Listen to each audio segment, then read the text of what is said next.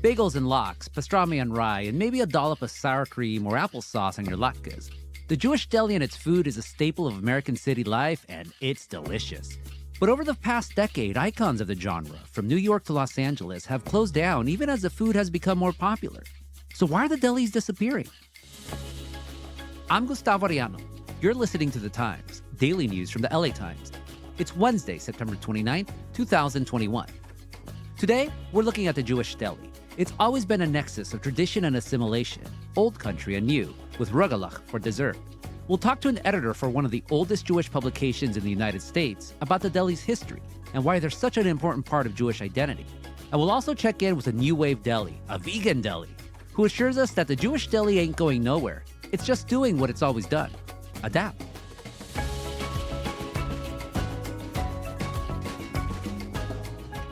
Rob Eshman is the national editor for The Forward, which has covered Jewish trends in American life for over 120 years. He also posts recipes and food stuff on his personal Instagram page, Foodism. Rob, welcome to The Times. Hi, Gustavo. So set up the Jewish deli for folks who have never been to one. What do they sell? Who's eating there? And what are we eating? So, a deli is traditional Ashkenazic Jewish food. It comes from Eastern Europe, most of it. I'm talking about the traditional deli. So you'll find corned beef, you'll find schmaltz, which is chicken fat, you'll find lox, of course, bagels, all the things that have in some ways become American foods, but they were, traditionally foods out of Eastern Europe. And I'm not saying they were Jewish foods necessarily. Most foods are, accretion and a combination of a lot of different cultures, but these have become associated with Eastern European Jewry. And what's their history in the United States? Oh, they go back to the beginning of the great wave of Jewish immigration at the turn of the century. Around the same time the Forward started, millions of Jews came over from Eastern Europe, escaping pogroms and persecution, looking for economic opportunity. And they brought with them their foods, and those foods really weren't here before. So Americans got introduced to bagels, they got introduced to corned beef, they got introduced to lox. And these were, foods that were pretty common in Europe, but not so common in America. And deli sprang up. How did the United States change those dishes that the Jews were bringing in, especially the Ashkenazi Jews? Marketing. What really happened in the United States is you had advertising, you had marketing, and these delis were in big cities. And so there was a lot of cultural mixing, and everybody started to find their way to bagels. Everybody started to find their way to corned beef sandwiches and lox. And deli food became American food. Yeah, I mean, to the point where I still remember my first bagel. I was like 18, 19 years old, and I don't even know how I came about it. But I'm like, oh, a bagel. I've never seen this before. Oh, it's Jewish food. I'm like, this is good. And, being in a part of Orange County where I didn't grow up along with a lot of Jews, but still, it's just, it's Americanized when a Mexican kid's starting to like bagels. Yeah, food is often kind of the vanguard of a culture. So it goes out ahead of the culture to announce that, hey, we're here, and this is how you might know. It's like the calling card. And so a lot of people came into their first taste of Jewish culture, literally was a taste. And what I've always found fascinating about the delis is their role in Jewish life. And look, all cultures have their markets and food gathering places, but something about delis, it's like a town square meets a place to grub, meets a place of cultural replenishment. So how did the deli assume that mystique in Jewish culture? It really became, along with synagogues, community centers, it became a Jewish, like you said, a Jewish place. It became a kind of a third home for American Jews. And it was a place you could always kind of walk into and instantly, for me, feel more at home than I felt, say, in a synagogue. It was kind of a second temple. Yeah, how was it for you growing up going to these delis? Oh, well, I grew up in Encino, in the old country, I call it. So I had Froman's and Art's Deli, which is still around, which is great. Froman's is still around. And you walk in and it's that smell, that kind of salty, slightly fishy, smoky smell, and the din of noise. Stage Deli in Detroit. Because of COVID, they had to go down to 25% capacity. And the guy just decided to close the inside and just do takeout. Because he said at 25% capacity, it doesn't feel like a deli. You have to have that kind of din. And it goes along with the smells. And it just feels like home. We'll be back after this break.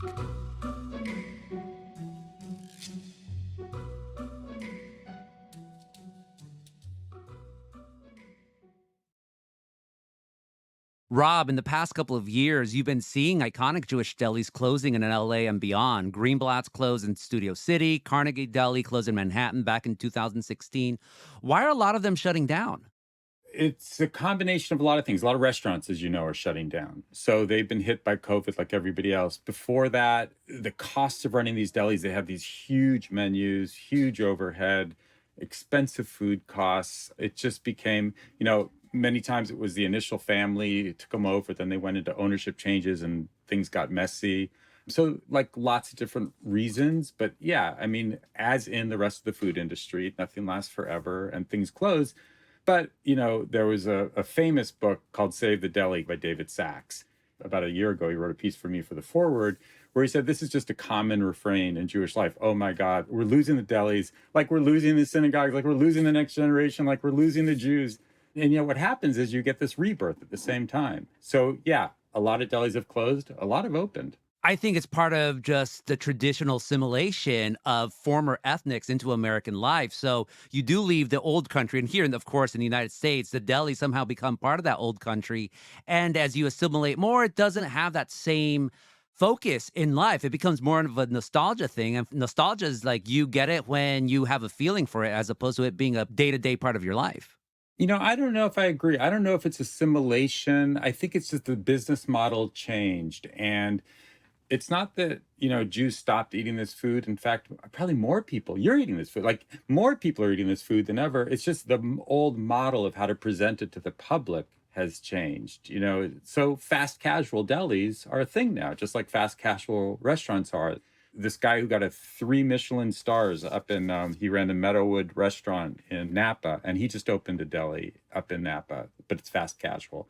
So things evolve and they don't necessarily go away. Nobody's going to stop eating this food until, global warming makes it impossible to get the food. Yeah, until we have robot locks or something. And even then, like Right. locks will evolve, your schmear will evolve, something always happens. It's like salt, fat, acid, heat. This food just hits that. And that is such a human thing and it's not going away. And that's the other thing that's happening. You do have new wave delis that are opening up. You have Wexler's Deli in LA. You have Y Sons all across California. So with the younger generation, it's almost like they buy into the argument that your writer said in his essay, like, oh my gosh, the delis are disappearing. Let's do as much as possible to save them. It's like those old Judy Garland and Mickey Rooney films. Let's put on a show to save the delis. Well, it's almost like you think of the steak restaurant. The old style steak restaurant disappeared. Nobody was writing like eulogies about it, but they disappeared. But then you had this whole new wave of places come up that were kind of retro style. And I do think that that's what's happening with the deli as well. Like a new generation is taking the stuff they like from it and doing that. What you do lose is kind of that old, I don't know, fat and grease in the walls. So the millennial deli just has a different feel, but in some ways the food is better. If the millennial deli is different from the old deli, where are the places in Jewish life now that assume what the deli culture used to have? That's a great question. There's still a lot. I mean, Brent's is still around. Brent is like a classic old deli. Froman's is still around. Mort's is still around. Langer's, thank God, is still around. I mean, when Langer's go, we leave LA, right? Langer's is in Alvarado, and then you have Langer's daughter, who opened a place, I think, on Sunset called Daughter's Deli. So that is the classic, exact illustration of what I'm talking about. You have the one generation deli, which is really the old school place where you walk in and you just feel like, wow, I'm in shul. And then you have the Daughter's Deli, which doesn't have that same feeling, but it has great food. Rob, thank you so much for this interview. Oh, it's great talking to you, Gustavo. Coming up, we'll talk to a next generation deli owner in LA and see how she's helping these classic foods evolve.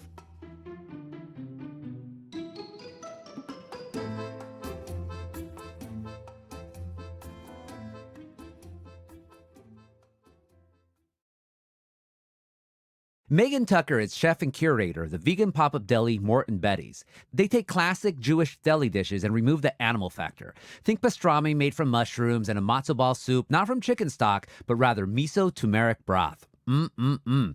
Megan, welcome to The Times. Thank you so much for having me on the show. Southern California, of course, has a big vegan community, big Jewish community, and those who love the food of both of these cultures. So what sparked the decision to combine the two of them? So back in kind of 2017, I was working for Whole Foods on the corporate side of things in prepared foods and I just really wanted to start a business to kind of get myself back in the kitchen and also in order to fund a farm animal sanctuary. And so I was thinking, how can I leverage what I am good at, what I'm, an expert at in order to make that happen? And so I started thinking like, what business could I create? And I realized that there were no, vegan Jewish delis. And at the time, I was working on a carrot lox recipe. Mm. And I was also working on a beet pepperoni recipe. And one day I made a batch of the beet pepperoni and I realized like, wow, this could be corned beets if I kind of like, did some different spices. And that just like all in that moment, I realized I need to veganize the Jewish deli and I'm going to name it after my grandparents. That's awesome. In your time, have you seen Jewish deli classics evolve? I mean, before you veganized some, were they always kind of the same for you growing up? Yeah, so I want to say that the Jewish deli, kind of as an institution, it really hasn't changed a whole lot until maybe the last few years where people are bringing in some more seasonality, I think, especially here in Los Angeles. But I think that one of the things that maybe makes people so nostalgic about a Jewish deli is that it sort of is unchanged to some degree. It's like the same matzo ball soup and the same latkes, the same, mile high pastrami sandwich that has always been there. And so I think for some people that lends some comfort and nostalgia, but I think for others who are looking to, eat differently, it makes you want for something else. Who's a typical Morts and Betty's customer? I want to say we have a few different kinds of customers, but I think the typical customer is either someone who's vegan, who's never had Jewish food before. And so they're really excited to try something different. And then we have vegetarians and vegans who are Jewish who are so excited to, try the foods that they grew up with and maybe they haven't had for a long time. I'm always really excited to meet those folks because just, seeing their reaction just makes me so happy. I can imagine it's like, when vegan Mex, when you try, say, vegan chorizo, which almost is a contradiction. How could you possibly veganize pork that's cooked in lard? And then you eat it, you're like, oh my Lord, it tastes just like pork. So I'm sure you see those reactions again and again, like, wow, this lox actually tastes like lox. Then we also have the customers who are just curious. They're not vegan or vegetarian at all. They just want to check it out. They're foodies. And I love that too. I love like the curiosity to try something new and, venture outside of what they're familiar with. So the latke egg and cheese is on challah, but then there's the bako egg and cheese bagel, which is basically this but without the latke. We also have a latke special. Yeah. You said that the sweet potato challah with the latke is good. It's yummy. Yes. Yeah. It depends on what you're in the Looking mood for. Okay. I think I'll go for that. Okay. Yeah. Your food sits at this nexus of two cultures that are very proud of who they are and feel very strongly about what they eat. Have you gotten any pushback from traditionalists in both camps? I'd say the pushback that I've gotten from a few folks has been, I like to put a little spin on a lot of things. And so, the black and white cookies that we make, for example, they're chocolate chip tahini, black and white cookies. And so some people would rather just have a veganized version of the traditional sort of like lemon vanilla cakey cookie. And that's okay. We might make those someday, but I wanted to do something a little bit fun and different.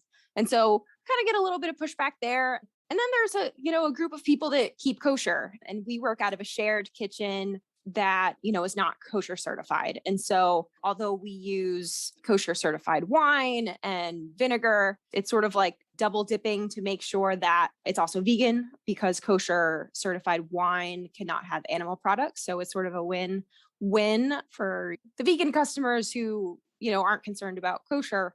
But because we aren't certified with any, rabbinical authority, there's some people that would maybe be interested in trying, but won't. But I'd say that's really the only pushback that we've gotten. Yeah, plus a lot of Jewish delis aren't kosher at all. So the people who aren't sure they're on board with the new flavors, once they actually eat the food, I imagine they're like, I don't need to push back anymore because this is absolutely amazing. Yes, yeah. We've gotten so much good feedback recently at Smorgasburg, just so many new customers checking us out. It's been so great. Let me know if you have any questions. Oh, you have a pretty big menu. Well, and it's Recommend. even bigger when you get in there. I don't have pictures of everything up. What does the food mean to you? Like, what does it mean for you to be making vegan Jewish food? It's fulfilling so many different things for me. I've been in the food industry since I was a teenager and worked in bakeries and restaurants and grocery stores, large and small. And so to provide food that's accessible from a price point perspective and also approachable from an ingredient perspective is really meaningful to me. One of the things that was important to me from the beginning is to really celebrate vegetables through the menu. And so Morton Betty's doesn't make or include any like fake meats. I think for people that aren't interested in vegan food that has a lot of processed ingredients, we are perfect for that person because we're vegetable based. And then to make food to really honor my grandparents is really meaningful to me. Mort actually passed away before I was born. He had cancer and later in life he had diabetes. His hobby was actually, he was a butcher. He had a room set up in their house to, he would buy like a half of a cow and break it down himself and, give some to people, and had a couple freezers. So we had beef all the time. And I just imagine that, maybe if his eating habits and hobbies were a little bit different, that maybe he would have been in my life, at least as a child. And then Betty passed away when I was in high school. So yeah, I think to make food that they enjoyed, that they really loved in a way that's going to promote health a little bit more means a lot to me as well. Megan, thank you so much for this interview. Oh, thank you for having me. It was a pleasure.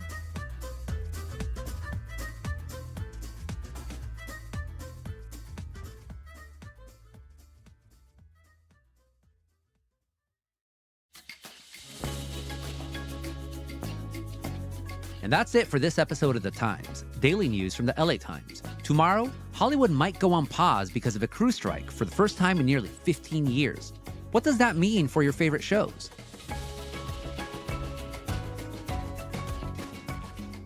Our show is produced by Shannon Lin, Denise Guerra, Melissa Kaplan, Marina Peña, and Ashley Brown. Our engineer is Mario Diaz. Our editors are Shawnee Hilton and Lauren Rabb, and our theme music is by Andrew Eapen. Like what you're listening to? Then make sure to follow The Times on whatever platform you use. Don't make us Tapuchia Podcasts. I'm Gustavo Arellano. We'll be back tomorrow with all the news in Desmadre. Gracias.